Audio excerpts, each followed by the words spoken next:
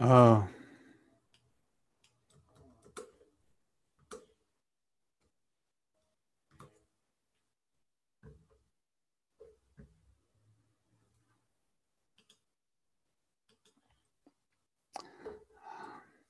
uh,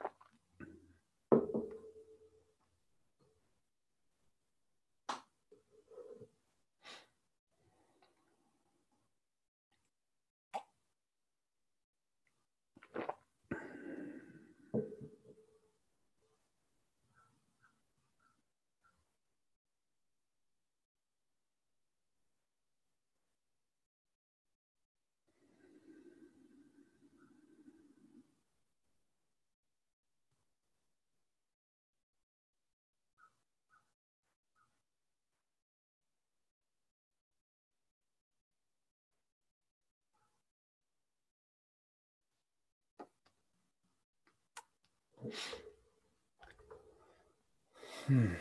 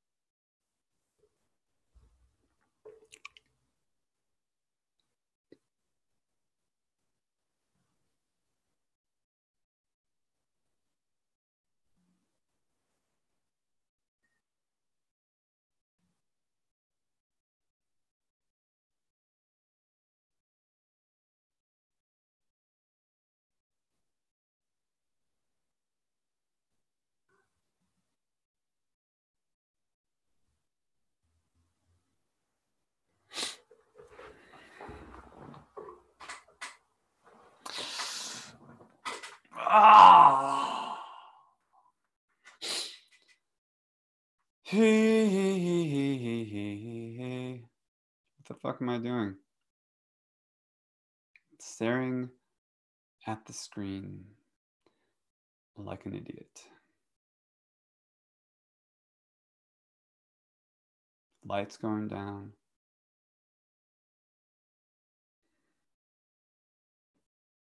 Gotta pee. Got things to do. Lists upon lists. Meta lists. Projects to contain the lists, and meta projects to contain the projects. And those contained within missions, visions, purposes, and all that contained basically within nothing.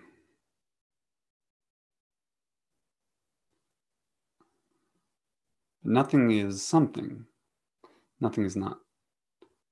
Nothing. That's profound.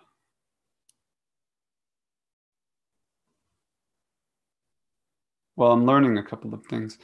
One thing I've learned is that, and this is just a technical matter, that when I stream this video from Zoom via YouTube, that stream cannot be embedded on an external website, for example, infiniteconversations.fm, where it is currently embedded, or where it is intended to be embedded. I can't stream it unless I sign up for, or we sign up for, a Google AdSense account and then associate that AdSense account with our YouTube channel. And that was written in the fine print. And the Zoom customer support chat representative, human, I assume, but who knows, helped me to find that. And I suppose I could have Googled it myself, but I thought there might be a quick answer. I thought the Zoom person might have a quick answer. And maybe I was being lazy about that, actually. But nonetheless, upshot is that in order for this whole setup to work, as I've been imagining it, which is already a pretty janky kind of affair, I would need to set up that account and jump through whatever hoops, agree to whatever surveillance Google wants to institute, probably on our own website. So I'm not even sure I'm going to really do this. And then I would be able to do the webinar via Zoom, but live stream it via YouTube. Is it worth it? Yeah, maybe. I don't know. It's nice having it on the website. And presumably people would be able to find it, and we'd be able to share the link, and folks could watch this directly Now, of course, nobody wants to watch, obviously, me staring at the screen like an idiot. So we're going to have better content. And we do have better content in development. So it's good that I'm learning this now, because this is essentially a test run for what we're going to be doing for real in a few weeks with the conversation series called Transmuting the Trumpocalypse with Caroline Savory and friends. And we're going to want to live stream that, as well as have a panel joining the conversation live and participating live. I'm imagining now, and this is just formulating, this occurred to me today to set it up this way. I'm imagining that we will have a panel of between 5 to 7 guests for each episode. And that we'll do 3 of those, but leave it open-ended so that while those 3 will focus on Caroline's pieces, the overarching title of which is Liberating Trump, Liberating All, that we'll have the option, if there's the interest and the desire, to schedule additional conversations, which may focus on other material, which may be structured by other questions that arise in the course of the first 3 conversations.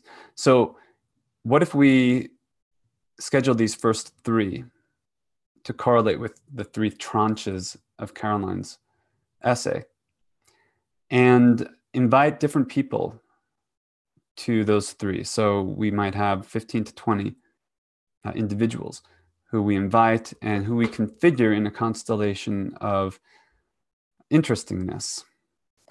What perspectives would be interesting to bring together? Where would there be a dynamism? Where would there be a creative opening, potentially created between the interplay of the groups that are on the call?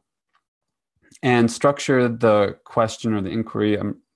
Let Caroline do that. I think she has a good idea of what she wants to present and how she wants to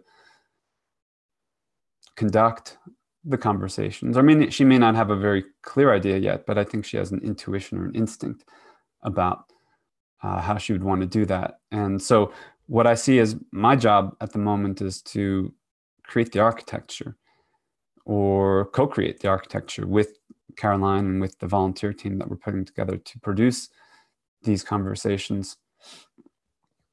And then to make them happen.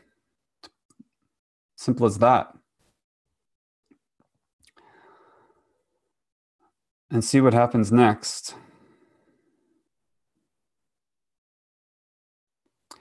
In a way, it's an obvious conversation to have. Trump is it's not even the elephant in the room.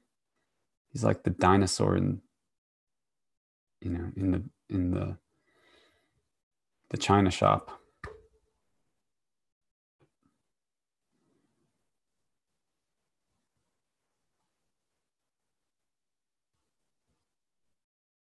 So how can you not talk about him? How could you not process the events of this election? Even 1 year hence, it still seems that people are reeling, and that although there is much organizing being done around resistance and around specific political campaigns, for example, new people coming into the political process, becoming mobilized as candidates, people who would otherwise not have considered sticking their necks out that way, making that kind of a move. I know that there are many new candidates in the process. Many of them were inspired by Bernie Sanders, but then there are a whole set of candidates that are inspired by Trump, and who, similar to the Sanders folks, are intent on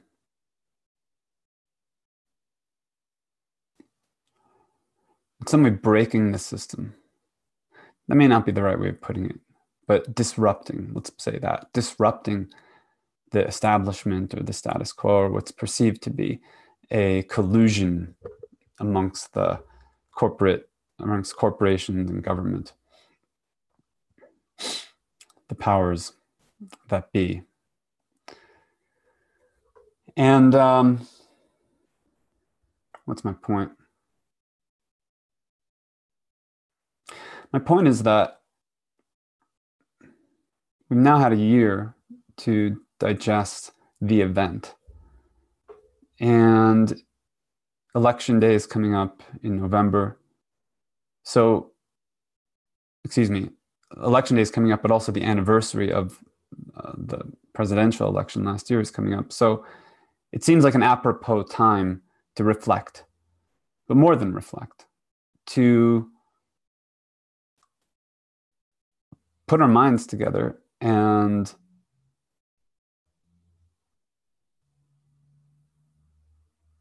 see if there's something that we still need to learn. See if there's work that is not being done that needs to be done. And to advance a conversation beyond the reaction phase to a constructive phase. And, well, there's a personal dimension to that as well, of course, because in some way, each person has to go through and goes through and is going through their own reaction process or their own reaction formation process in relation to what seems to be going on in the world. And it's not just Trump. It's climate change. It's media. It's technological acceleration. It's a changing economy. It's changing societal demographics. It's migrations of people from one part of the world to other parts of the world. It's also just the perennial or quasi-perennial existential dilemma of mortality. All these factors or all of these conditions remind us that our experience is unstable and that our existence is unstable as these particular individuals that we are, as the forms that we identify with. So that instability is disturbing. It's disturbing not just intellectually, cognitively, it's disturbing emotionally, and it's disturbing in our bodies. I'm just getting over being sick for a week, and I'm quite sure that, and I have not been one to attribute to quickly attribute causality to weather events and conflate, the long scale climate change with individual weather events. But I associate my being sick, and I got a respiratory infection. You can still hear it in my voice probably, but I still associate that with I associated with the smoke that was coming from the forest fires in the West. This is one of the worst seasons of forest fires that we've had in the Western United States. Colorado, Montana, Idaho, Oregon, Washington, California. Some of the hottest days, the greatest heat in recorded history. And well, recorded history is not that long on the time scale of the Earth. Nonetheless, the changes that would be predicted by climate science seem to be coming true. The predictions seem to be manifesting themselves in actual events at home. And so this smoke came over the mountain from these fires, and I started feeling a tickle in my throat. And I looked at the mountains, I couldn't see them because there was a haze covering them. That went on for a few days. But after a couple of days of that, combined with the media stress from interacting on social media, from consuming the news online, from checking my phone, the behavior patterns around interacting with screens like I'm doing now, which is really bizarre, by the way. I'm just talking to myself. And these electrons are flowing, right? And this light is passing between my face, the camera. It's going to servers somewhere in the quote unquote cloud. It's coming back to me on the same screen over the municipal internet service that we have here, which itself is connected to various networks. So there's this whole immediate feedback loop going on of multiple input streams, outputs and inputs. And this is constituting my experience right now. It's really quite odd and bizarre. And you can combine that with the climate stuff, the Trump stuff, the uncertainty existentially, economically, socially, culturally, of multiple mutational vectors through various dimensions and various scales, and that this constitutes one's experience, my experience, your experience, I must assume. I must not assume. I don't need to assume that, but well, the question I want to ask, I guess, or what I'm trying to get to with these conversations is some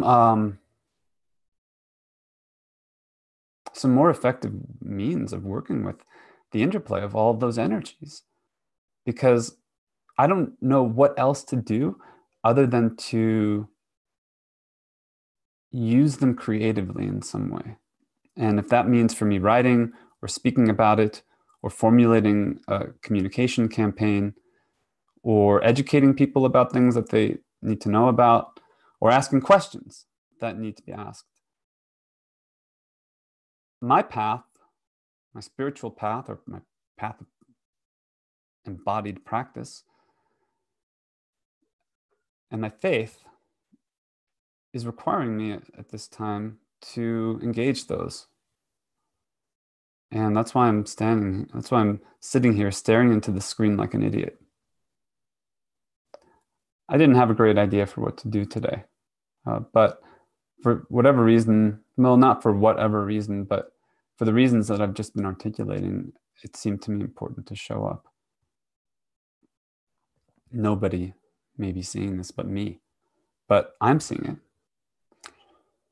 And by definition, if you're seeing it, then you're seeing it. So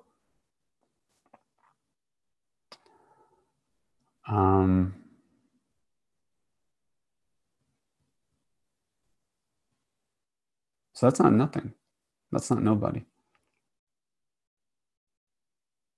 One of the quips I have about starting Cosmos Cooperative is that the first person I'm trying to cooperate with is myself.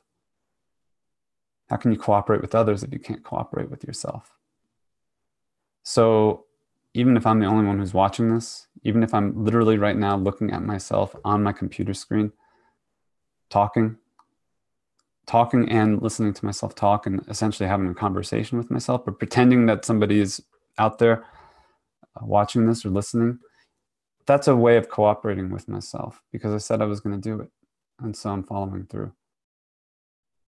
And if that means staring at the screen like an idiot and embarrassing myself, well, before whom?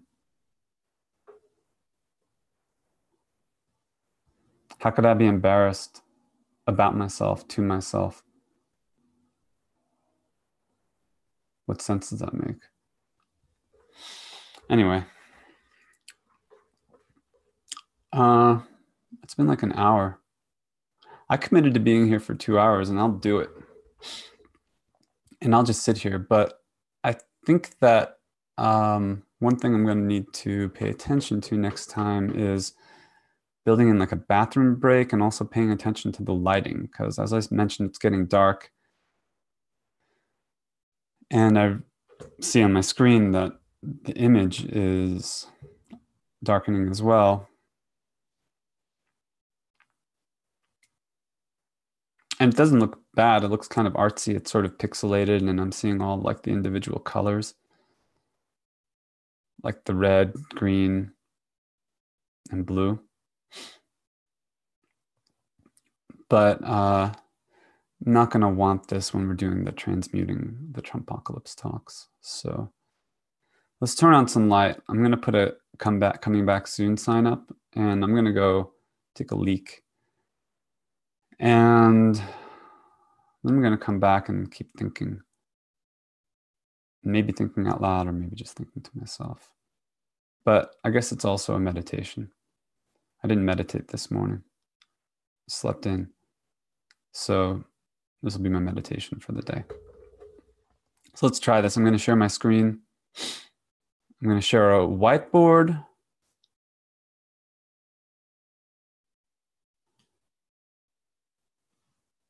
And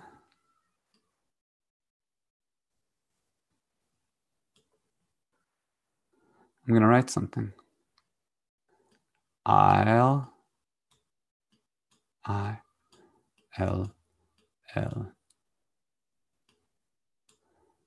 B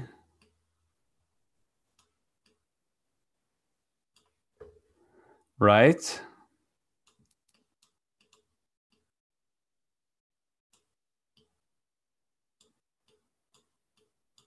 back.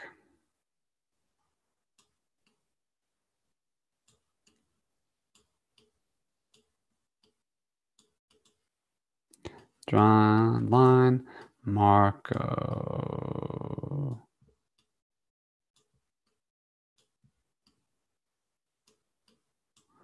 Oops. Really? Okay, there we go. All right. You see that?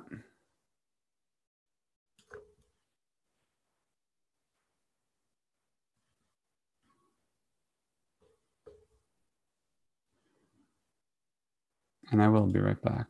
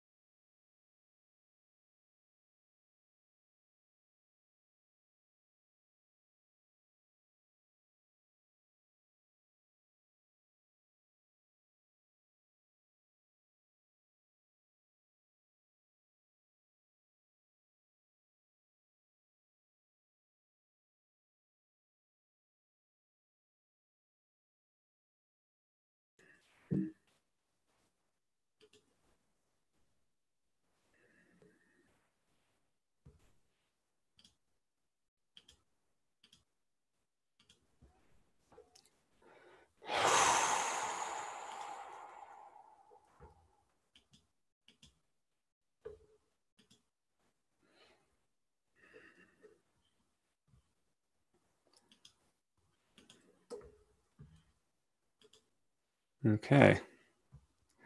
Well, I suddenly see we have a couple of attendees.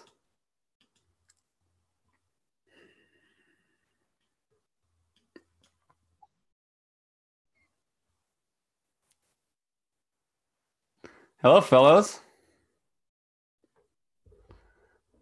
You're both muted. Let me unmute you. There. Wow. Can you hear me now? I can. Well, that's cool. Were you watching me staring at the screen like an idiot? I was watching you staring at the screen, but not like an idiot. You weren't staring at the screen like an idiot. You were feeling like an idiot, maybe. Had to pick the kid up from football practice, and it was a late day, and I had a weird day as well. I'm gonna put on my headset. Get your headphones on.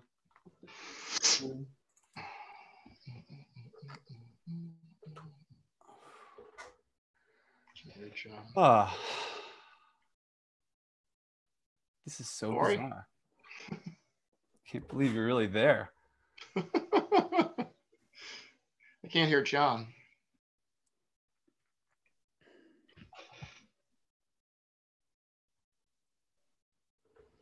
Still can't hear you. You're not muted.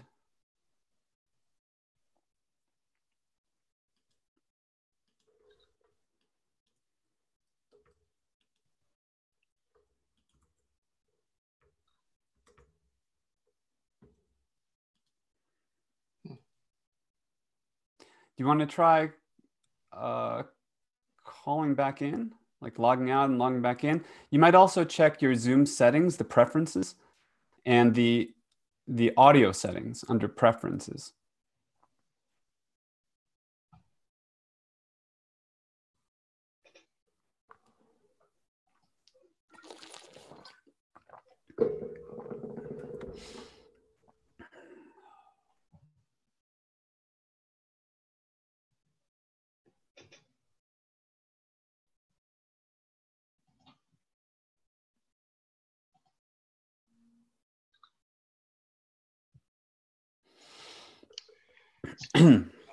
Okay, well, let's see if John will be back.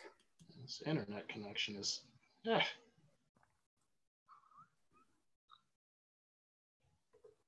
So you're getting over cold too, huh? Yeah, it really just took a lot out of me. I mean, it just was like a punch in the gut. Yeah, I was overheating though. Like I could feel myself. There's John. Let's see if this works.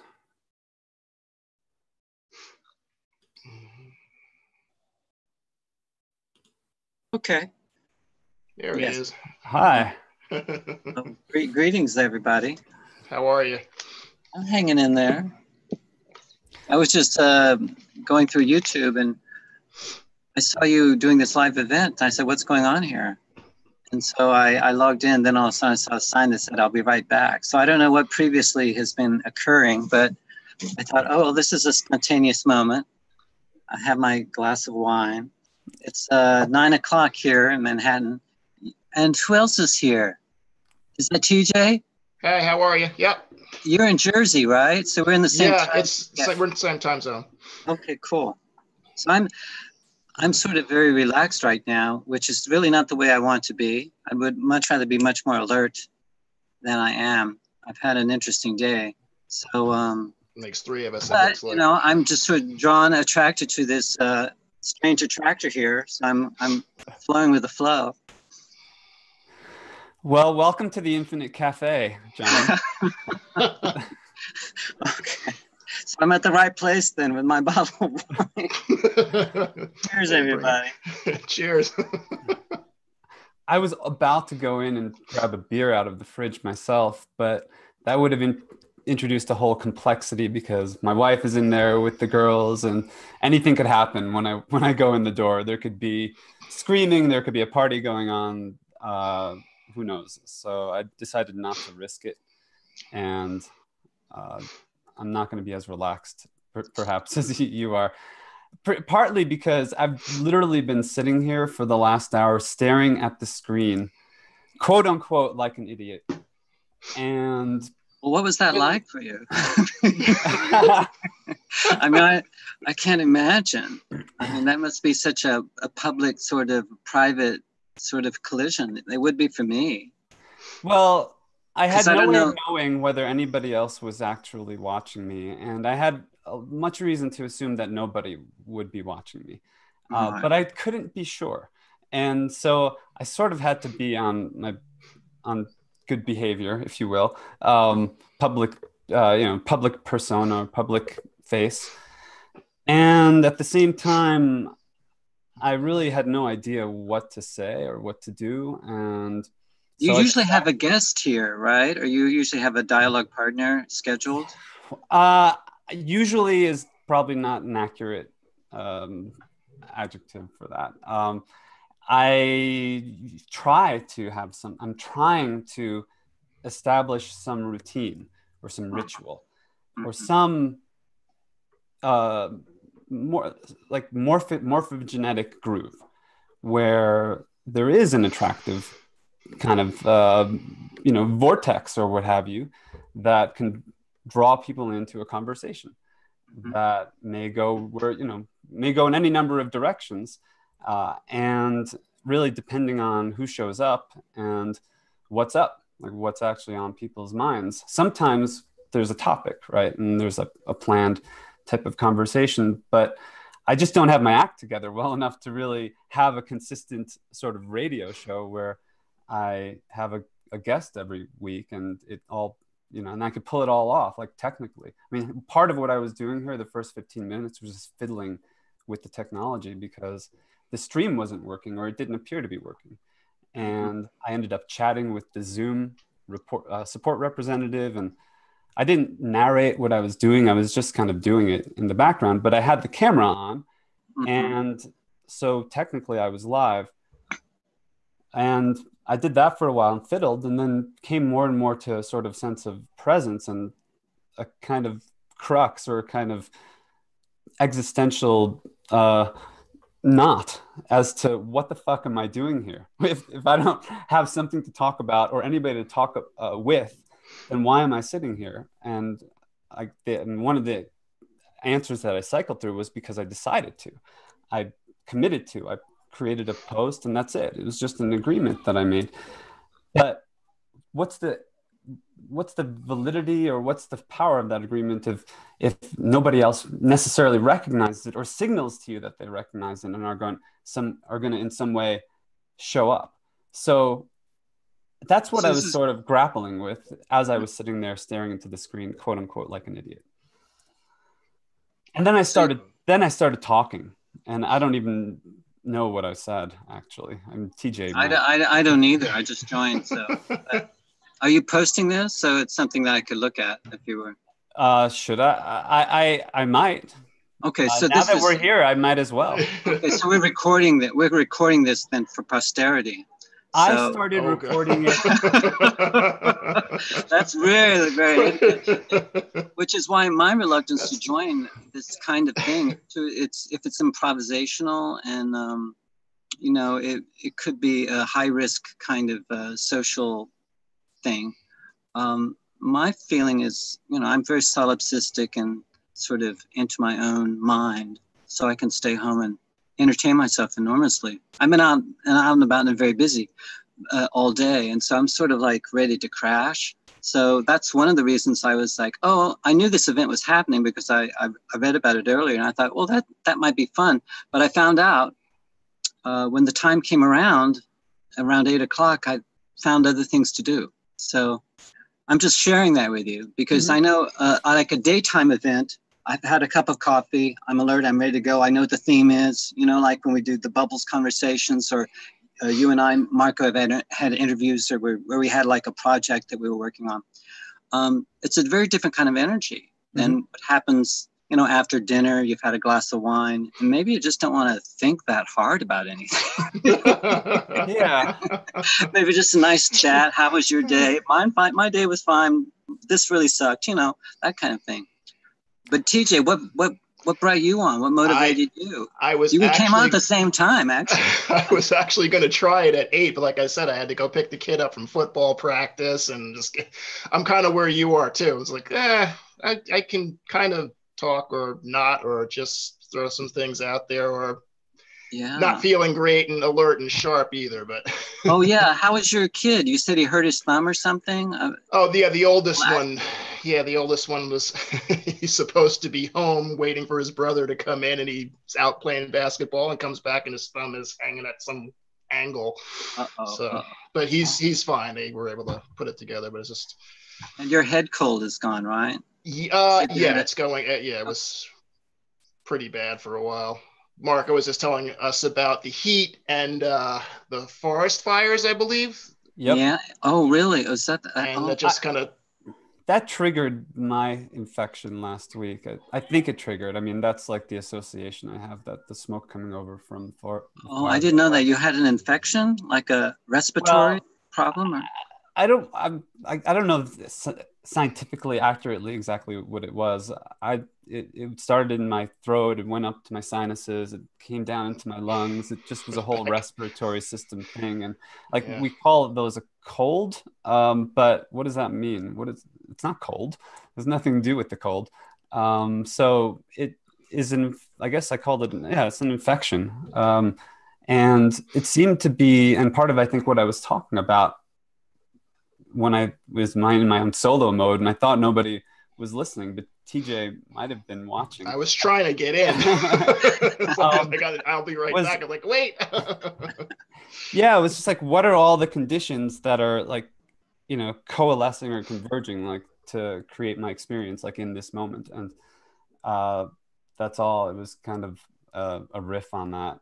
And I don't feel like thinking too hard either, to be honest. And I had a weird day.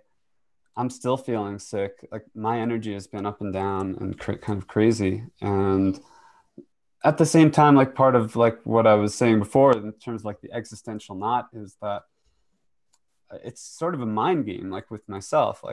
What am I really willing to do, or what am I really committed to? If I say I'm going to do something, does it matter if nobody shows up? I mean, if I say I'm going to do it, shouldn't I follow through, right? And if nobody can see or nobody's watching, does that really affect the ethics of my actions, right? And so that's where I was starting to go in my mind. I don't know if it's really worth continuing to go in that direction. Well, didn't Woody Allen say something about that? 99% of success is showing up.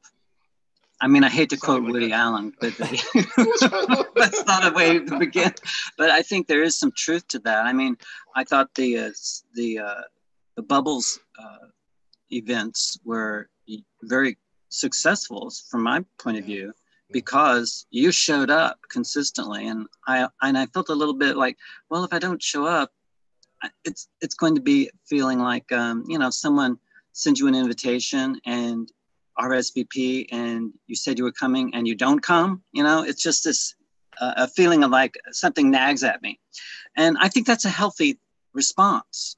Because if someone's putting themselves out, they're hosting an event, you've said you're going to show up, you better show up.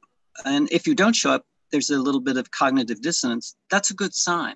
Mm-hmm. So, and I think that because enough of us did show up and we're consistent, and TJ, you showed up once, but you were consistent online. You were writing stuff and sharing your own, your own stuff with it. So I think it was a very collaborative, successful event. Mm-hmm. So, and I think it had a lot to do with you showing up. Mm-hmm. Mindful Al. AI.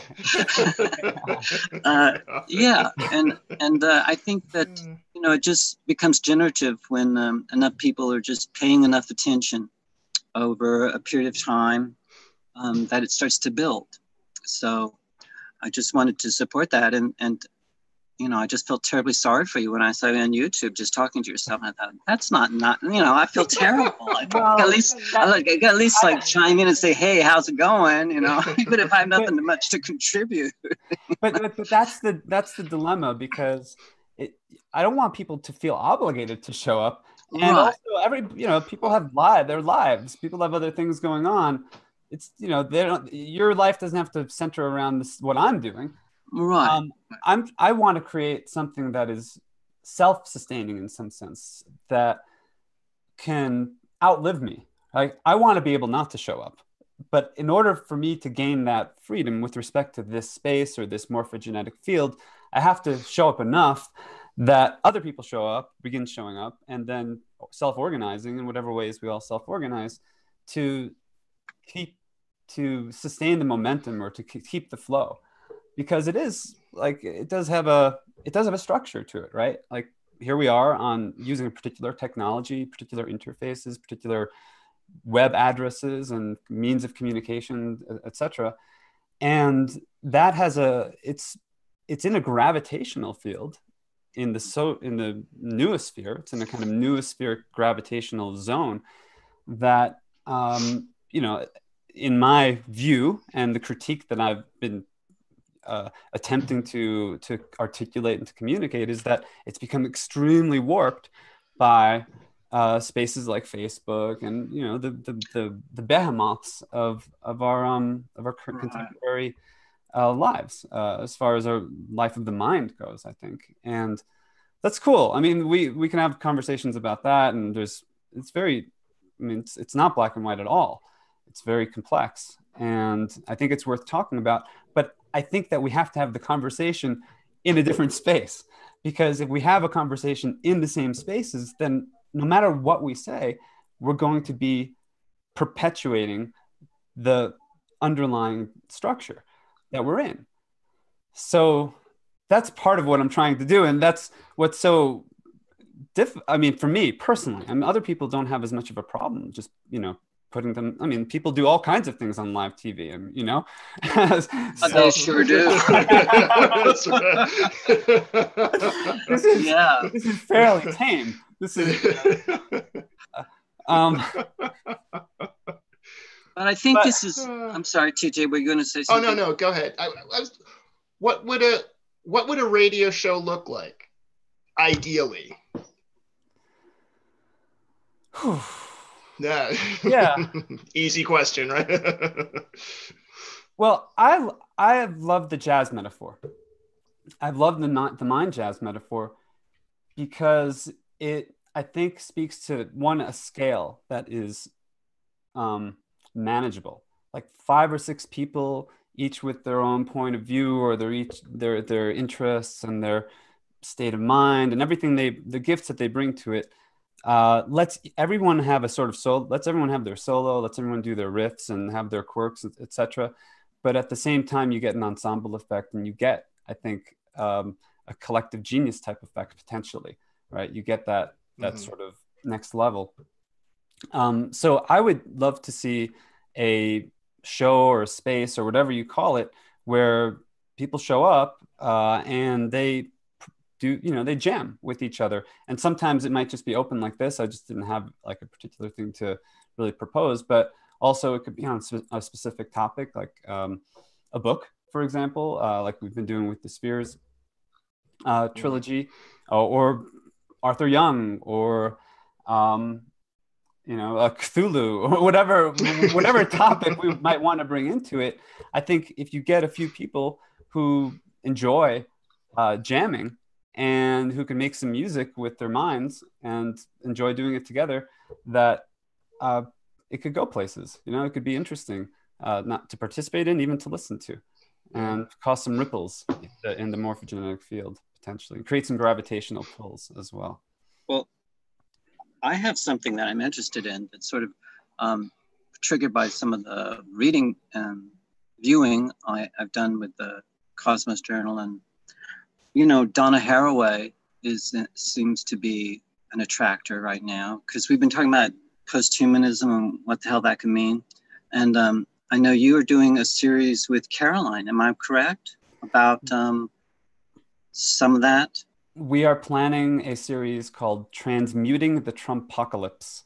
Trumpocalypse, but that's something to do with, maybe I'm off track, but I thought you, Nate and Caroline and yourself were into Donna Haraway. And posthumanism. I've watched a couple of her YouTube videos. I've read parts of her essay on cyborgs, philosophy, and so I'm learning. I'm learning about her thought. Me too. I'm reading one of her early books, Crystals, Fabrics, and Metaphors. And she's a biologist, so she's weaving together. But it's very important for her. It's like reading lit theory or something. I mean, she believes metaphor is extremely important. And everything, whether you're doing science or art or whatever, it all comes out of the metaphorical construct that you've, arrived at. And that's very close to my interest. And there's something she said, a new word. I think I posted it, and because I started to use it, because I found out if you want to find out what a word means, you just have to start using it. So this is a test. This is a test run. And the word she uses is symbiopoiesis, which she sort of she thinks will replace autopoiesis, which we use a lot. Autopoiesis, self-organization theory, comes out of Montaron and Varela. I think I seem to remember them were the first to coin it. But I thought, okay, she wants to move from autopoiesis, self-organization, to symbiopoiesis, whatever the hell that means. But it seems to be, symbionts are, we're creatures who live with other creatures. They live inside us, we live inside them. They live off of our excrement. We live off of their waste products, So we're symbiotic. And she's just applying the second part, poiesis, which is making. Since self-making becomes symbio. So we're all making this together to some extent. And I find that a very compelling. So I'm sort of trying to figure out why she's coined this phrase. So I guess I'm doing my best here to sort of, if I find enough context where I can stick that in and say, oh, you know what? I'm thinking about symbiopoiesis here. This might be something that other people say, what the fuck is he talking about? But I think if you use it often enough in enough context, it may take off. I have found that very curious how, because I come out of the gay world, gay culture, which is a sort of a culture within a culture, a larger culture. And I noticed how all of a sudden certain categories get formed and certain labels get applied. But I never, ever, not once, have sat in on a conference call where people came up with any definition for anything. So we went from being homosexual to being gay, to being queer. And now there's this something else going on, LGBTQ, and it just, and I'm fascinated by that. Well, who came up with all this anyway? And I've quizzed some of my gay friends, like, well, how do you know? What's the difference between queer and what's the difference between gay? And how do you know that difference? And I've come up with lots of lively different responses. And I've asked Jewish people, for instance, whether this is a religion or it's an ethnic group. And I've gotten different Jewish persons will have different definitions of what it is to be Jewish. So I find that very curious, how social identities emerge out of these kinds of conference calls that we're doing and these online experiences. Because as far as I know, we have met, actually. You and I have met, Marco, person to person when you came to New York a few times. But most of these experiences are, people who've never met in real time. So I'm wondering how you sustain or create momentum so that any kind of symbiopoetic movement can start. Because I've been very involved in politics at a local level and very involved in gay politics specifically as a gay activist. And I've worked with several, large organizations that started small. And I got in the beginning of the organization and I saw what was added to it. And a lot of what was added to it I didn't like at all and wanted to get out. But I'm very curious about that, the interplay of so many things that, and once again, the idea of desired outcomes became a theme for me that I've shared with this group. And I'm very pleased to see that's something that you, particularly Marco, have reiterated, the idea of desired outcomes. Because I think that's the corrective to this postmodern drift, which I think we're still very much in the grips of. And once again, it's very difficult for, I think, this idea of culture, society, and agency to cross-fertilize in this new kind of the social media world, because it's just too easy to just say, I just don't feel like it tonight. But, if you and I had a plan to meet for coffee or something like that, or have a drink after work, I would probably show up, even if I wasn't in a good mood, because there's a certain pressure, that those kinds of face-to-face encounters have, or a compellingness that they have, but that I don't feel online, in the social media world at all. I can show up whenever I want to. They show up whenever they want to. And who gives a fuck at a certain point? And I think that's what's getting difficult now, because I think we've all grown up after this, the recent election. Maybe this ties in with the Trump theme, about how all of our best efforts online didn't matter very much, because I think most people ended up with something that they did not want and did not anticipate. But I'm just throwing that out there. It's a kind of new kind of politics that I think is starting to emerge. And I don't know that I can, I'm not that, once again, I'm tragically optimistic, but I see wonderful things happening that, are made more public more quickly. But I'm also seeing a lot of shallow shit just floating around, that's not getting rooted, not getting grounded, and not being amplified, and something new emerging. And I'm just speaking about my experience, hopefully not too nostalgically, as a gay man in the 70s and the 80s and the 90s. That was before the internet. And it was a very much see, smell, touch, taste, feel. You're right there, and you have comrades. And those bonds are very strong and very durable, especially if you're up against it. And I think and even a very small group of people can make a big difference if there's that kind of solidarity. And I just worry that it's not that there are brilliant people out there, more brilliant people probably that are out there now than ever before. But I'm just wondering if we're using the media, this wonderful media, effectively. And I that's one of the things that attracted me to your work, Marco, is I believe that you're a pioneer in this area.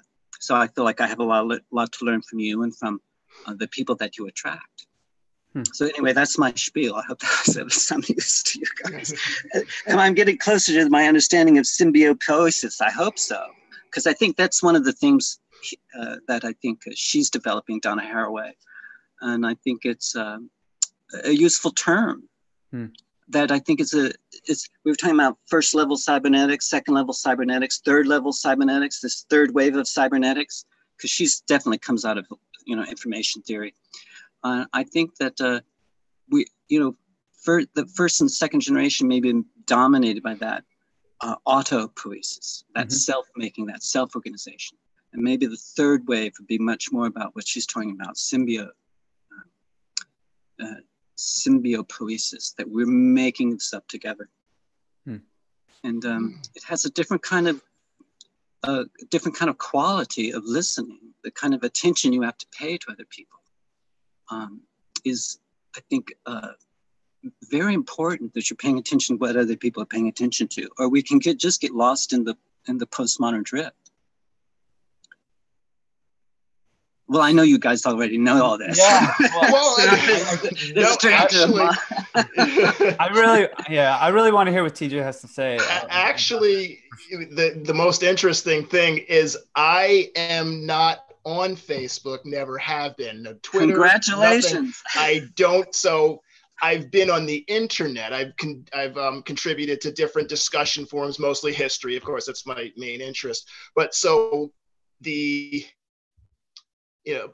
Marco, I think one of the topics that you had listed on the thread invitation was, you're shutting down your Facebook account or withdrawing, or for me, how do you go from what did you have and how did you get, so you're not a refugee. We're refugees from Facebook. Yeah, basically. I'm like, this is interesting, but there's people at work have Facebook, and it was like, oh yeah, this way. Hey, I walked my dog today, and you're like, okay, what else is going on, or what else is important here?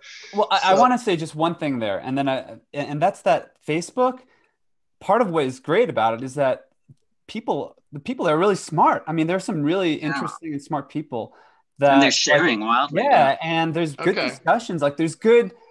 And they're walking their dog a lot. Yeah, I figure it's got to be, it's got to be some of both worlds, or a lot of mix of stuff that's going on. But yeah, I have no idea really the ins and outs of it. This is really interesting. What is your kind of social soul like?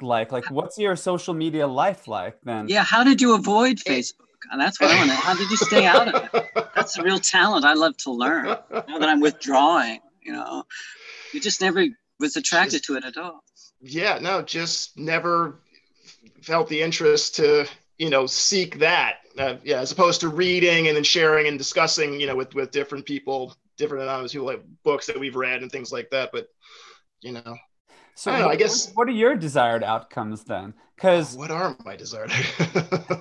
Yeah, like what, like, this is all like just 10 years, right? I mean, 10, 20 years, depending on how far you bet, like 10 years for the social media, so-called Web 2.0 phase of things. And then before that, it was more blogs and it was forums and it was things like that. And, then list service before that. And it was much more of a hobbyist type of a thing. But there's been this rapid evolution of our social lives that has become entangled with these technologies, right? And these particular interfaces, these companies, these, event phenomena. I mean, it's really it has been a crazy emergence. If you really just take a breath and like, whoa, what just happened? Look at how much is possible. Yeah. Right. So what has been your pathway through all that? Let's put you on the spot. Put me on the spot. I have been in my bat cave 10 years. So I kind of dabble in the things I find interesting and kind of just avoided the rest. I mean, I don't even know. But you have people that are interested in the same topics you're interested in, so you can converse with them. You found a community of sorts, or different. Amazon had a history forum for a while. So while you're ordering books, which is where I'd spend most of my time, and then just kind of got in touch with some of these threads and just kind of contributed. There's a couple of All Empires Historiums, a couple of other history forums out there, but yeah, mostly just kind of. I've given myself the sovereignty of being able to join things and take a break and then join things, without having to kind of check in every day. Yeah. So when did this history thing start? If you don't mind me getting too personal there. I mean, that's your main passion, right? I gather. I had chess and history. I had a third grade teacher. Let's put it that way. So third grade teacher. That just a reading habits that just started from a long way back. So, and again, like I'd said in the one of the threads, just how the big questions of society and culture and development and all that other stuff, just I've gotten kind of away from just reading narratives and stories and more about how we use history. And that's kind of what led me Spengler, Gebser, and kind of why I'm here too. And Quigley's another. Carroll Quigley's a civilization analyst. He's like I don't know him at all, but I know you've quoted from him a few times. So. Early, his main book, The Evolution of Civilizations, came out in the early 60s. So he's like just the generation after Toynbee. But he was just kind of building on some of those ideas. And, he struck me because, Ed had mentioned that Jung had the 7 stages. I'm like, oh, well, there's a couple of people who are throwing around 7 stages of things. So Jung is a very interesting writer. I'm probably halfway through that book right now. And he has an interesting writing style. He's very to the point. I can see why Ed likes him so much. because he really is efficient at getting through an argument. I don't understand it all. I have both of his books.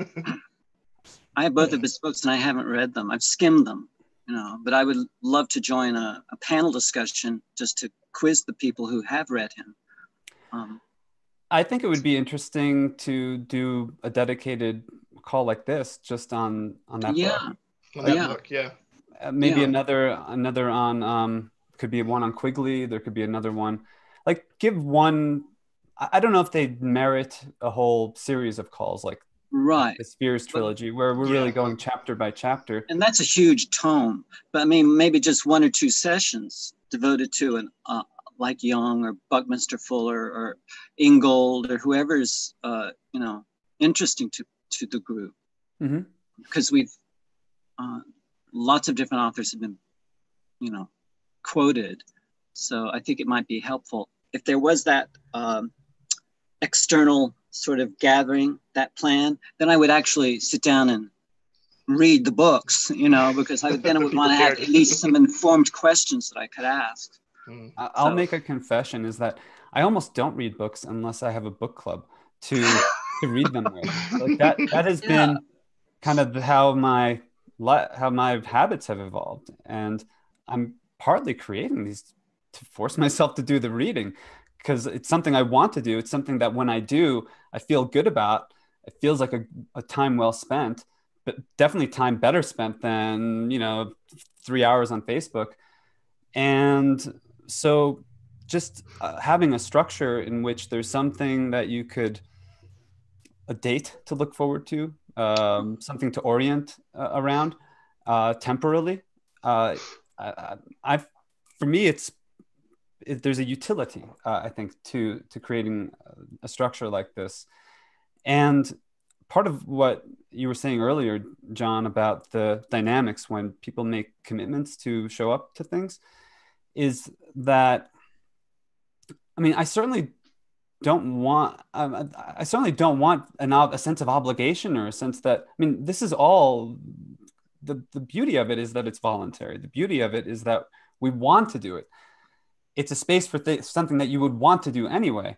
Right. And maybe in the flux of life, we're not committing the time or energy. It's voluntary, but it's not exactly spontaneous because you have to plan. Yes. And you have to sort of say, okay, this is what you're going to do. And as a performer, you have an 8 o'clock curtain. You plan your whole day around that. You show up, and you may not be in the mood, but you show up. That's your job. Show must go on. So I think we're all performers. We all have to perform. And I think that's the kind of discipline that allows us to have some flow, a sense of flow. Because when we all show up and we're disciplined about it, then we can be spontaneous, because who knows what's going to come up. And that's when it's fun. And when the technology works, and maybe if you get a reminder a couple of hours beforehand, that's helpful as well. So there are ways that I think we could non-coercively and helpfully make it more likely that you'll show up. And it doesn't become a burdensome obligation, but it becomes a pleasurable obligation. I mean, it's something that you want to do and you're motivated to do. That would be my hope for it, for sure. At this stage, for me, it's not always that, because I didn't feel like showing up today. If I had not made some kind of a public commitment, put up a post and broadcast, my intentions, then, and if I had only done that to myself, like literally privately, like in my notebook or something like that, I probably would have slunk away from it. Right. I would not have shown up. But then we wouldn't have been having this conversation. Right. And I waited an hour for you guys to show up. Well, this is sort of spontaneous. It's not what I planned at all. So, but if I wasn't here, it wouldn't have happened. Right. So it really required the convergence of it. And I mean, that's part of like the psychosis of our time with the social media sphere, is that it's like everything is in disarray, really, is my feeling. I mean, a lot of things are happening. I mean, there's there's events up the wazoo. There's discussions of unlimited. There's no lack of things to participate in. There's no dearth of, receptacles for your frazzled attention, right? But what are we building? What are we creating? What are we poetically manifesting? Symbiopoetic. Symbiopoetic. Yeah. That's the question I want to ask. Which? TJ? Yeah. No, well, yeah, I mean, that's it. What was the other discussion that we had? You had with Greg Thomas about we've forgotten a bit how to build a culture. Yeah. Right. And it's, it's just, well, we've got this going on, we've got that going Greg on. Thomas was in Boulder. He did a talk at the Integral Center in Boulder a couple of weeks ago. Mm-hmm. And, he does these not PowerPoints, but like slideshows, and he plays music and does some history and talks a little bit spiral dynamics and integral philosophy. But one of the things that was so cool and striking in the story is that in 50s and 60s, like the bebop, the jazz culture, you had a scene, you had clubs where people played, but everybody was playing with each other. They had their own acts. They would, like they were like microorganisms, like lateral and horizontal, like gene transferring. They were symbiopoetic. That's exactly.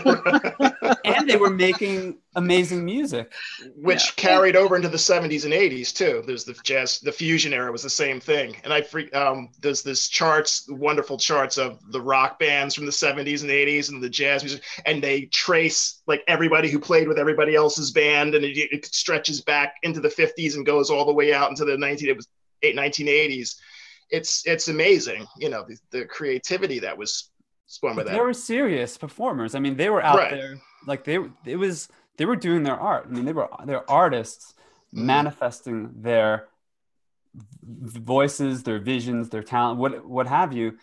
And I mean, that's I guess what I'm imagining too. Like I'm not a musical artist, but I'm a verbal artist. I'm a poet. I'm a conversational artist. I'm aspiring to be anyway. I don't feel like a particularly good one, but how are we going? How am I going to get any better unless I jam with people? Do it right. Unless I do it.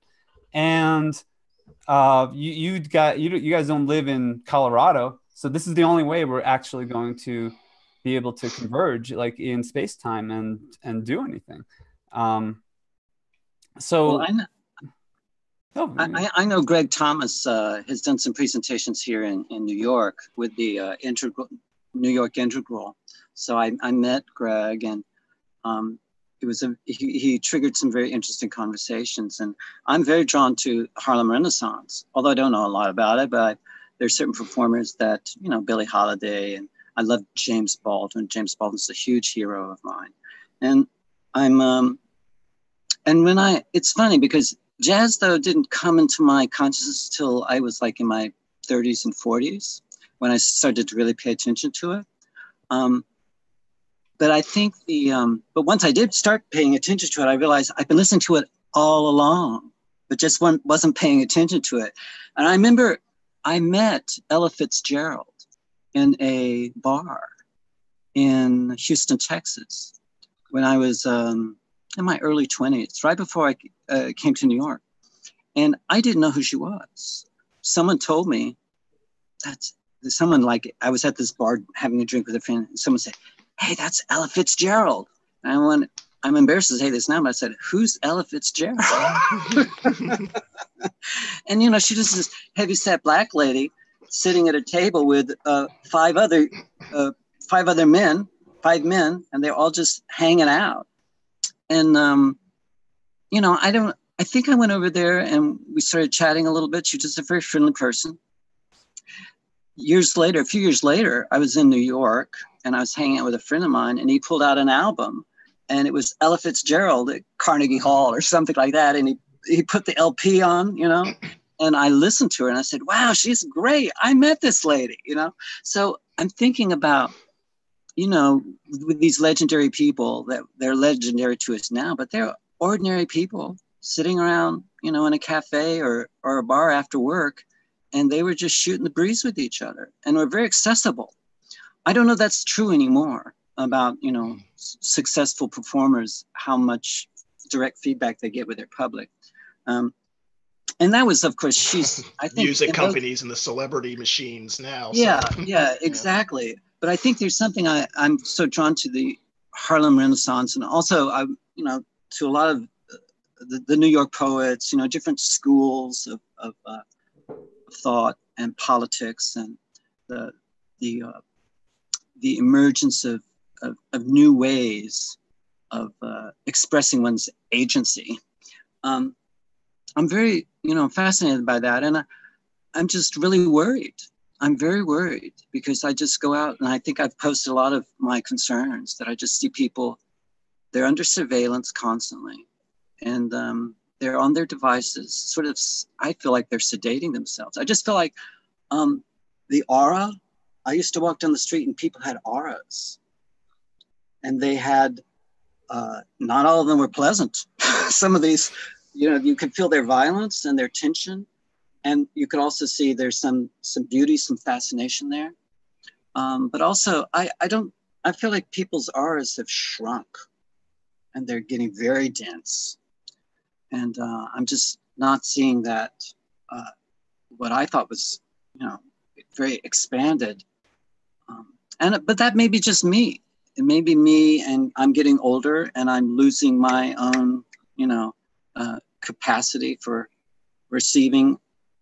Because, you know, I was raised in a pre-internet, most of my adult life was pre-internet. So I don't know if I'm just getting nostalgic or looking back on the past and making it more attractive than it actually was, because there was a lot of shit going down back then.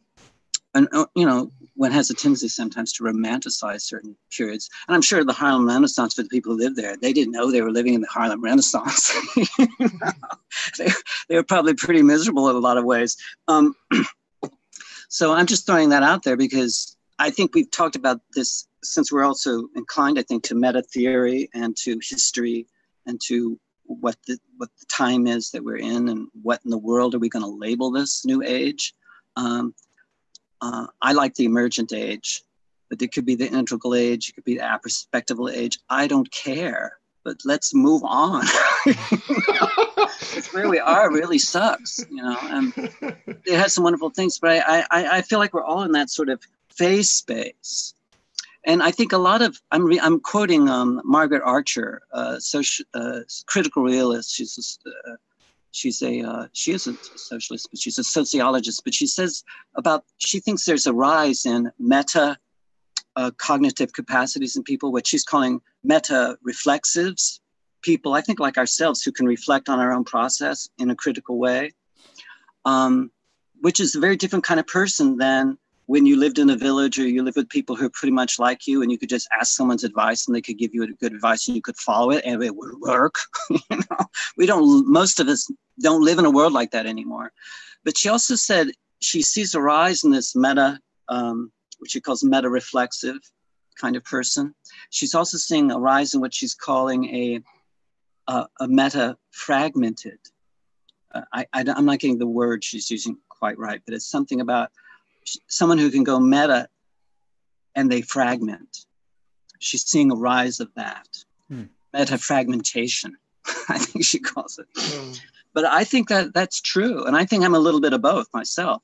And I think she's saying it's basically because now we know much more than we did about what other people know. And it's creating this kind of crisis. And I think you see it in the arts, you see it in music, you see it in all kinds of fields, because it used to be there was trends. You know, you would see a school of thought emerge out of previous schools of thought, and something unique and idiosyncratic would happen. And then someone would do something with that and change it. I'm not seeing so much of that anymore. Everything to me just seems like a fucking blur. Now, maybe you guys are picking up on something else, but I'm seeing just the same old for about a decade now. And I can't, maybe there's something new out there and innovative, but I'm just missing it. I think sometimes it's hard to, when you're in a transitional period, this is assuming that we're in a transitional period, while all that flux is going on, while the school of thought is kind of coalescing around an idea, it's hard to see. So, I mean, I wouldn't disagree with what you said. It just seems like, and you have to wonder, because now is this a transitional period, or are we just really spinning down a spiral that we're not going to be able to get back out of? And that's kind of my that I think is what question. Yeah. All right. Are we breaking through? Or are we breaking down? Yeah, because I mean, the fragmentation could be a good thing because you're pulling in all these different perspectives, but it also could be, no, we're actually losing our grip on,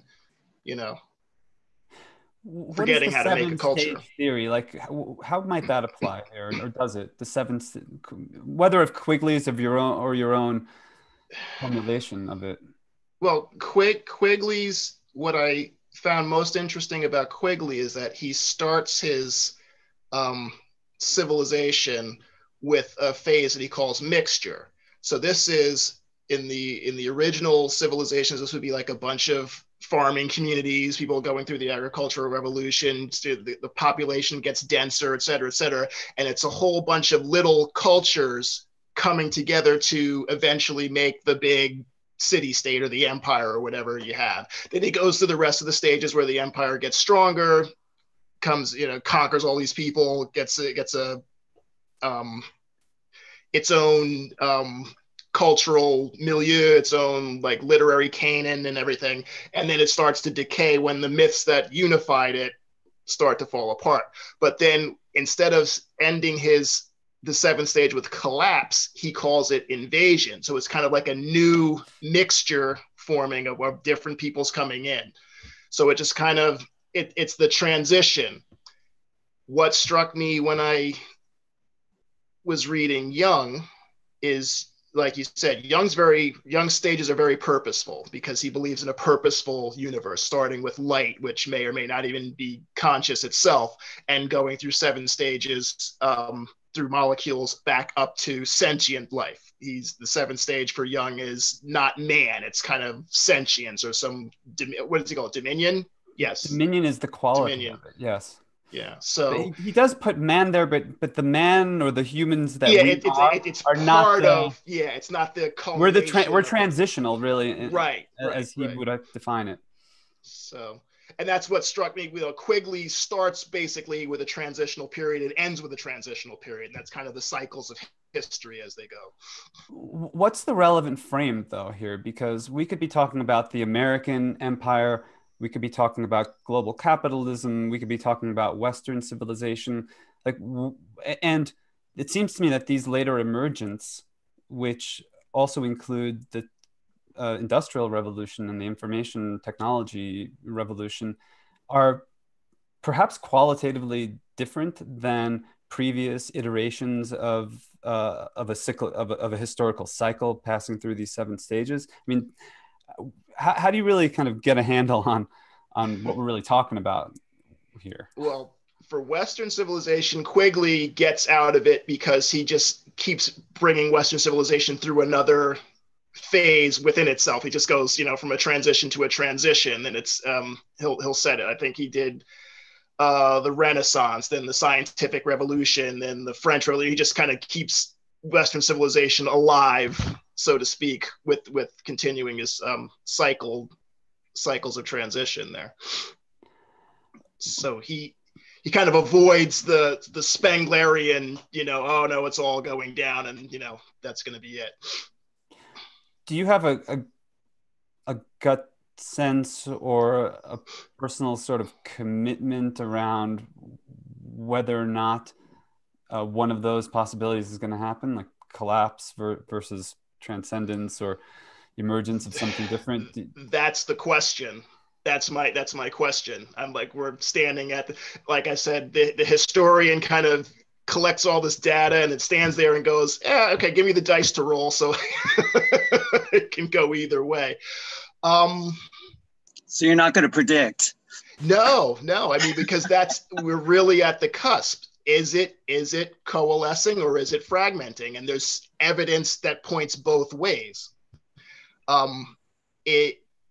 That's the question. I don't even. And there are narratives that form around, exactly those potentials as well.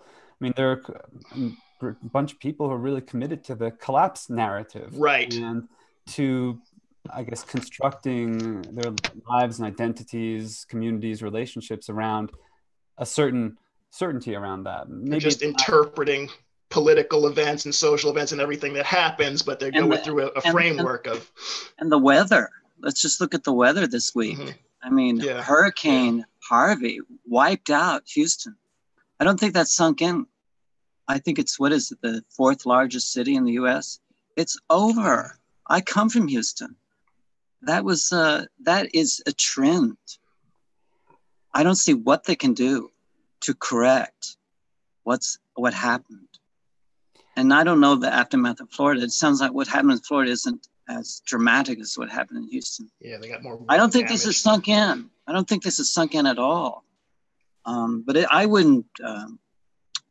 Those who are convinced by an apocalyptic kind of scenario, I wouldn't know how to argue with them. And I know, TJ, you were here during the Sandy hurricane. You were in Jersey, and I was here in Manhattan. And I was in lower Manhattan, and it was we were blacked out for over 5 days. I think it was 7 days below Manhattan. So, and I had no internet. I had no water. I had no electricity. It was blacked out. And it was weird to be in lower Manhattan. There are no lights on. Right. And it's really, and you're going up, and you don't know how you're going to get up that 5 flight of stairs. You know, everyone had a flashlight. And to communicate to the world, I had to go up to 42nd Street. I went up to Grand Central. I could recharge my computer and everything, but I couldn't use my computer when I went below 42nd Street. There was no internet service. I'm just saying, and after a few days of that, I was going bonkers. No, I had work and I had things I had to do. But when I came home at night, I uncorked a bottle of wine and I listened to the mice run between between the walls. That was all that was going on. until the sun came up the next day. So just grab your bottle and hunker down. But I'm just thinking, what are these people going to do? You know, when I think there's going to be a much longer blackouts as these storms start getting bigger and bigger. And this is a bit morbid, but I was thinking about, I was listening to the stuff about Harvey, and I felt an attachment to Houston because I come from there. And then I'm looking at Irma and ripping through the Caribbean and heading towards Florida. And I'm a little bit like, well, maybe these people need to learn a lesson. These are probably the majority of climate change deniers come from these parts of the country. And, there's a bit of vendetta there, I admit to. Because I had tons of arguments with family members in Houston. They're just, all this climate change stuff is just bullshit. I don't know what kind of tune they're singing now. So I'm interested in this, but I also knew when I heard that there's Jose coming and they said, oh, it's supposed to be behind Irma it could be Jose and it could be coming towards Manhattan. I went, oh shit, not again. But I'm not a climate change denier. Yeah. It was interesting to exactly the injustice reigns on both the good and the bad, I think the Bible says. I promoted myself to a good person. I don't deserve this. It was interesting. It was interesting to hear the FEMA. I think they had one of the FEMA representatives on this morning, and it was Irma. And I don't know who he was, but he was talking about the reporter was kind of leading the question as to, well, is this more evidence of, climate change and what we may have to do about this going on in the future? And he kept trying to steer everything toward, well, what we really need to do is develop a culture of preparedness in everybody, that people have to have, stock up on their supplies and have to, and steering away from, it's not really, we don't know if the data is fully in about climate change, but, we have to try to foster this atmosphere where people are, having 3 or 6 months worth of savings in their accounts. As if. So yeah, I think. What's the invasion now? Is this Cthulhu invading? It could Yeah. be Mother Well, Nature's revenge. I think what they learned is that they're going to have to learn, and I think they're beginning, how to evacuate. Because I think that's going to be the new trend, the new skill set is how to evacuate. And you may, once you've evacuated, decide not to go back. Well, that's I know Florida. I know I have family. Wait till this happens to Bangladesh. It's And happened to Bangladesh. Yeah, yeah, then we're talking about millions, hundreds of millions, Or what's happening in India with the monsoon. It's the Mhm. worst I think they've ever recorded. The monsoon, thousands of people have been killed. Yeah. So anyway, I don't mean to be dystopian or anything, but Well, I think this is going to be a game changer. I may be wrong. Maybe we'll just go back to normal. normal. The new normal. But even the mayor of Houston was saying, we can't. He said something about it'll be a new normal, or we won't be going back to the way things were. So I don't think we're ready we'll never be ready, but I think for something catastrophe, I think Ed and you, TJ, and me, we've talked about, technology and when it blacks out and how when we get attached to our technology, we're never prepared at all for when it fucks up, and it will. Yeah, that's it's just inevitable. And I've been through enough blackouts to know that it just is, it's really depressing to realize how attached I am to the things that, I can criticize. But when I'm without it, it's real depressing, because there's not much left.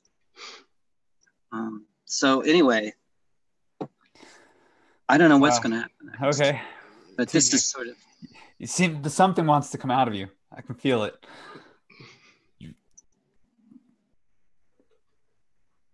Out of TJ? Yeah. Oh, me? Yes. Sorry. Yeah. Where's the invasion coming from? Not, I don't know if there's anybody on the horizon, goths or vandals coming in on there. I think we're going to do it to ourselves, if anything, this time around. But, it's like John was saying. I mean, it's the new normal. Are we going to transcend that? Are we going to have are we going to find some magic technological solution out of it? Or are we going to try to ignore it and then let it overwhelm us? It's one of those questions that still have to kind of assess, I think that for me is one of the most interesting things about Spengler and Gebser, and kind of the two possibilities, the two roads that these two guys are laying before us. And it's like, so which one are we going to take? I'm going to try to do this winter, among other things, including Globes, to go back over and like reread parts of those texts and really get into a kind of comparative, where the divergence is and where Gebser, and Gebser doesn't give us guarantees that, you were going to take the integral road, but just kind of what they both saw and how they both saw the future differently, and then kind of pull that together as part of my own trying to answer the question, which I don't have an answer for right now. Yeah. I started to feel the personal impact. And I also want to note I've been here for 2 hours and 10 minutes. Which is awesome. You need a... we're past our time, so we don't have to go on. I'm very interested in this conversation though. And I mean, part of it is because it does get personal, right? Like the smoke comes over the mountain, the floodwaters come over the levee, like it encroaches on you, and it becomes harder when you're surrounded. Would you go this West Coast, East Coast? Do you go to the center? Where do you go exactly? And when the society... Well, you guys are sitting on Yellowstone, so we're not going to go to the... Well, yeah, right? Exactly. We're coming to your living room. That's what we're... Okay, we went and saw... I like that apartment. Quick story. We went and saw the eclipse in Wyoming. Mm-hmm. He talked about evacuation. And so a lot of people went up there, but spread out over a couple of days. Why? It was supposed to be a 2.5-hour drive, 125 miles north of Cheyenne, Wyoming. So just to picture it, there's the Rocky Mountains, there's Denver. I'm about 45 miles north of Denver. Next, Longmont, Colorado, Boulder's over here, and then Fort Collins, and then Cheyenne. And then a little bit beyond that was where the eclipse zone was. So everybody from the Colorado Front Range, the Denver area, went north to see the eclipse.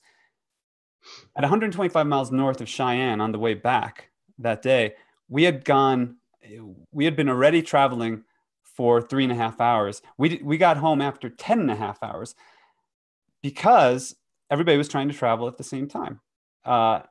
Fortunately, they were all mostly in a good mood because they had just seen this amazing, cosmic phenomenon. Yeah. But what if they weren't in a good mood? What if they were trying to escape? Yes. Right. Yeah. And what Ultimate if it road wasn't rage. just those people who decided to make a special event and go see the eclipse, but the whole population, of the metro, the area, the region.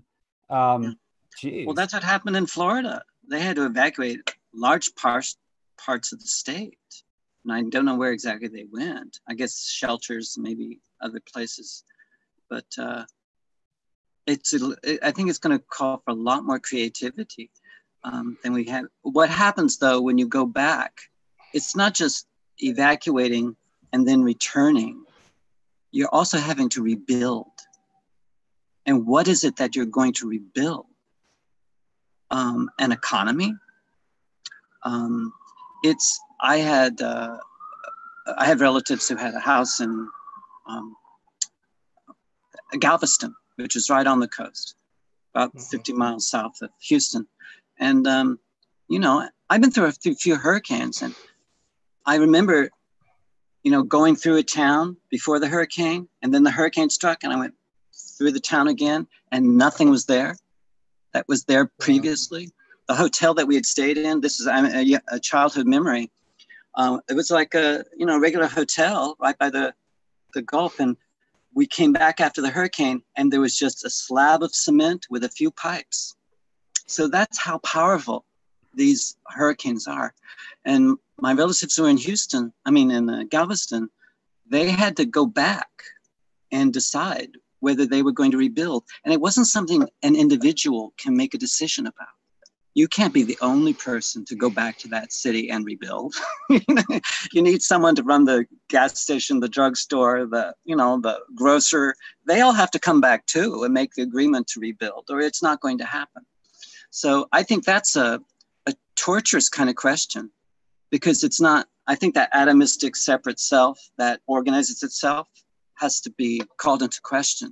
So maybe we do need, these will be opportunities for people to get more symbiotic and have to face that I don't call the shots, especially if I'm talking about rebuilding, going back to a place and making a commitment.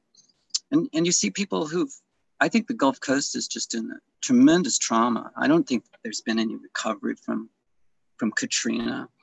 I mean, New Orleans is not the same place that it was. I think it's like a ghost town. That's my feeling. I haven't been back. I remember New Orleans, and it was a beautiful place. So I feel a sense of grief about this whole region, which has produced so much music and so much literature, so creative, and a lot of horrible stuff has happened there too. But I think I almost think of the Gulf Coast as being sort of different from the South, because it was on the coast, it's sort of very cosmopolitan, or the most cosmopolitan part of the South, I think, was on the coasts. On the Gulf Coast, with New Orleans and parts of Florida, and Miami. But I'm feeling grief-stricken by this, and I'm surprised. I'm surprised it bothers me that much, because I haven't lived there in so long. But I don't know what's going to happen next for these people. I really don't.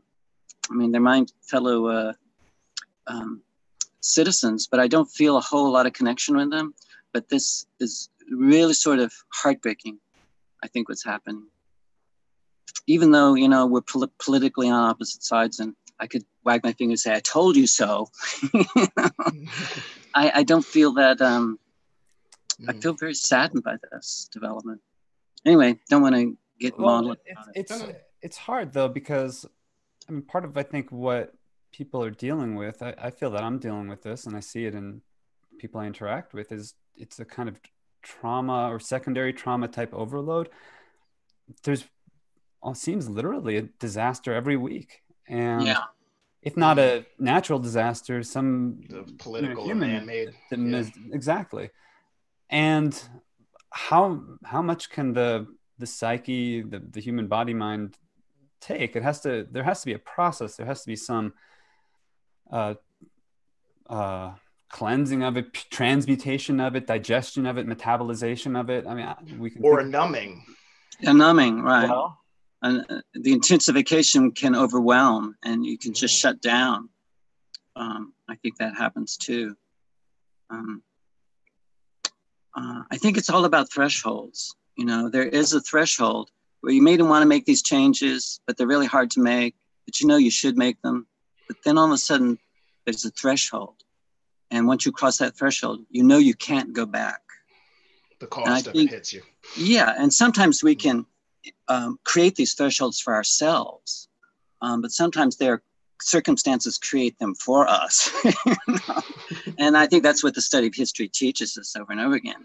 People can rise to the occasion and create alternatives, but they would not probably have done that if they didn't have to. So I do think this is historical, what's been happening. I think it's probably going to be a trend, because they say the oceans are warming up, and this is hurricane season, and this season isn't over yet. I think we have another month or two. Yeah. So it's also compounding. It's an accelerating trend. It's not just the new normal. The new normal is not just a certain different frequency or velocity of disaster. It's an acceleration in the velocity of disaster. So we're having to discover together, when does the noise become a signal? And I think there's been a lot of noise, and I think we've got a clear signal. So I think whatever behaviors are going to change because of this, we'll find out. I mean, we could just get so overloaded by it, we can't think straight and just shut down even further. But I'm optimistic that there are enough people out there who will make this a cause and move forward. I mean, I don't know what to do about it, but I'm also I've been thinking about this for about 40 years. I've had sleepless nights about the ozone layer. You know? I mean, I'm one of these people who was reading about ecology before anyone was reading about ecology. Now I'm saying, and everyone who was really good in that field, Gregory Bates and all these people were talking about, the oil and what was going to happen when, what was going to happen is happening. So that is, in a way, sort of, okay, this feels good that, that I was reading the right people at the right time. But I had to decide, no more sleepless nights for me about this. And I think that's a choice I had to make in order to say, okay, I have other things I have to focus my attention on. But I know that there are some people who are making this their life work. So I just want to tune into them and, offer whatever little support that I can. Just by reading their stuff and studying it, I think I'm making a contribution. Because otherwise we just feel like, well, what can I do about this? Let's just have another beer. But I think that we pool our resources and then we study a topic and that we try to get more skilled. I think these are creating those conditions that we've talked about for a change we may not be able to articulate yet. But if we keep working at it and just focus on those desired outcomes, we may find the conditions where those desired outcomes can actually get grounded. So thank you so much. We have nothing to lose. We have nothing to lose for pushing for a Gebserian solution rather than a Spenglerian one. So. Yeah. And I think it's a deep truth that if you have a compelling future, if you imagine a compelling future, your present is much more interesting. The vision that gives you. the impetus. Yeah, absolutely. Well, thank you both. Thank you for sponsoring Thanks. this. Yeah. It's a lot more fun than I expected it would be. Thank you all. All right. Well, Thanks, guys. I will share it. I'll share the whole thing as is, and this will be the reward for anyone who's willing to sit through an hour. I suppose they can just scroll through. I'll recommend it to people. Fast forward. Yeah.